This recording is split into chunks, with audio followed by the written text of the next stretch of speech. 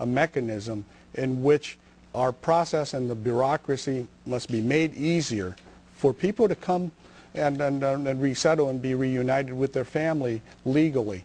Blanket amnesty, that's not going to work. Wholesale deportation, that's not going to work either.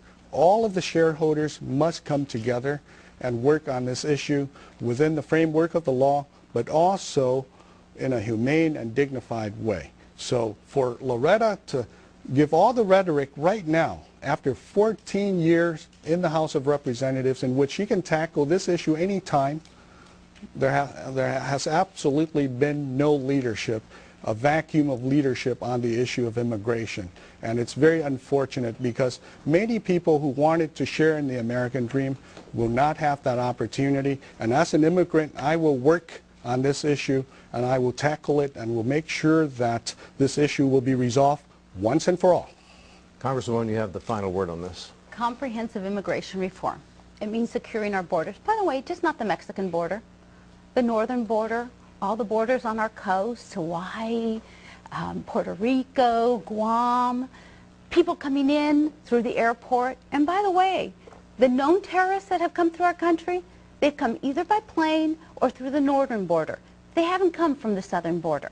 So again, I ask Sacramento politician Van Tran, why won't you tell us if you are for illegal aliens to be able to be given a path to stay here? We're out of time. Assemblyman, the 47th District represents, as you know, the largest Vietnamese community living outside of Vietnam.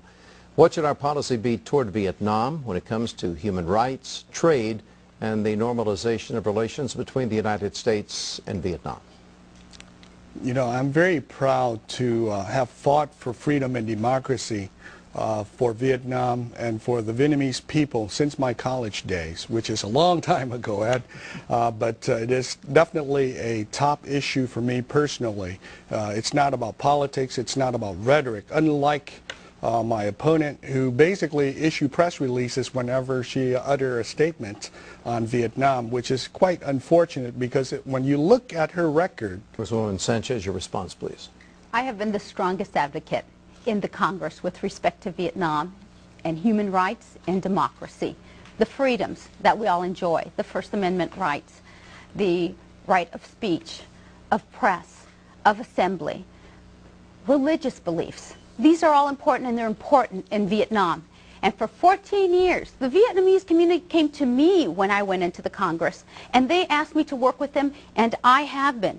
I've co-founded the Congressional Caucus on Vietnam. I have traveled to Vietnam with Bill Clinton 3 times. I've actually been kicked out of Vietnam by the communist government there because when I go, I talk to the dissidents, and I call on those government officials to let people out of prisons who have been put there simply because they want a political process that is not a dictatorship, that is not communism, because they want help. In my first trip to Vietnam, I met with the Venerable Thich Quang Do, and he told me, Loretta, you must continue to fight on the outside. He told me, change will come from the inside of Vietnam, because that's how change always comes. But it can be scary inside. And he said, when you're on the outside and every single day you are out there and you are talking about these issues, he said, it makes us stronger in Vietnam. It makes us able to stand up and push against this communist regime. And I will continue to fight for the Vietnamese community. Assemblyman Tran. You go again, Loretta. A lot of rhetoric, a lot of press releases, but no proof in the pudding, no substance whatsoever. After 14 years, human rights conditions in Vietnam is still as bad as ever, even with Hillary Clinton, your buddy, is in the State Department. And it's very unfortunate because, you know, with all the bills that you are supposed to champion, you were not there. And it's one bill that you have. Okay, Congresswoman Sanchez, lobbyists and special interests have deep pockets. Their money wields power in Washington, D.C. Some bills introduced by legislatures are written for and in some cases by lobbyists and special interest groups. How can you avoid their influence in order to represent the people of the 47th District?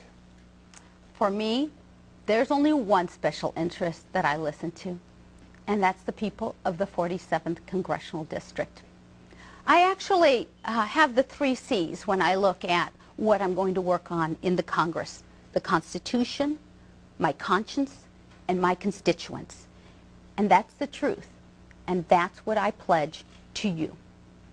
Now, it's standard fare to hear politicians say that they're fighting for special interests. The question is, what special interests? Who are the special interests? What do we mean by the special interests? Let's talk about Van Tran's special interests. He voted against protecting consumers from predatory lenders, against protecting our environment from offshore drilling, against toxic chemicals, putting toxic chemicals near our schools. He voted against helping law enforcement investigate gun crimes through micro-stamping of ammunition. He voted against a ban in lead on candy. He voted against a ban in using toxic pesticides near all California schools, against reductions in the cost of prescription drugs, against a ban on charging higher health insurance rates to women, and against every increase in the minimum wage since he has been there in Sacramento. I ask you, my special interest, you. His special interest, chemical companies. Time. Assemblyman Tran, your answer. Oh, it's so laughable. I mean, this is really funny. You know, when a member of Congress doesn't have a record to run on and has only one bill in the 14 years that she's been in the House, so she has to run on a record of fear and hate. And basically to attack her opponent, she's making me out as if I am a child molester, a polluter, a grand polluter, and a abettor of felons. My gosh, you know, be serious and be real. You know, stop reading the campaign talking points and really look at the money that you have been receiving over the past 14 years, full of PACs, full of special interests. You've voted tons of bills in which friends of yours and associates of yours have been pushing forward and donating to you. I mean, it's all in the record. It's all in the FEC report, Federal Election Commission. I welcome the voters and our neighbors to look at it.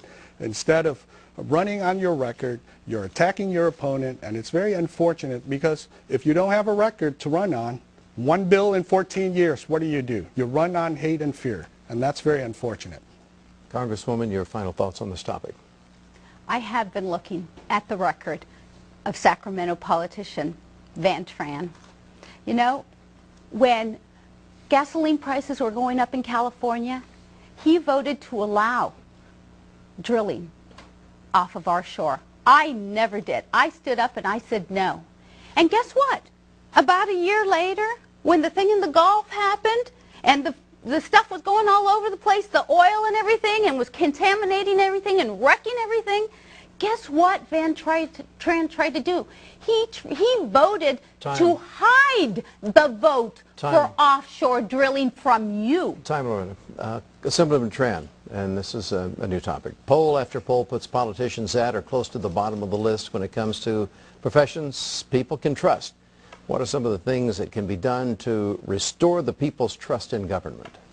Well, I'm very proud to say that, you know, I have worked very hard for my neighbors and my constituents and our voters within the last several years, in which I am honored to represent them. And I will continue to do that. We have to bring transparency, true representation. Instead of globe-trotting around the world, 20 trips within 2.5 years, at taxpayers' dime, 30 or so trips around the 5 continents at special interest dime as well. By our congresswoman here, you know, that's not representation. She has been AWOL. She needs to come back to the district, listen to her neighbors, talk to her voters, and that's what I'm going to do, and I have been doing that. Bring back accountability, bring back representation, true representation to the people, and talk about jobs and the economy and the runaway spending that the federal Congress, in which the congresswoman is a member and also an abettor, actually, in voting for every stimulus package, every every tax increase and every big programs that's been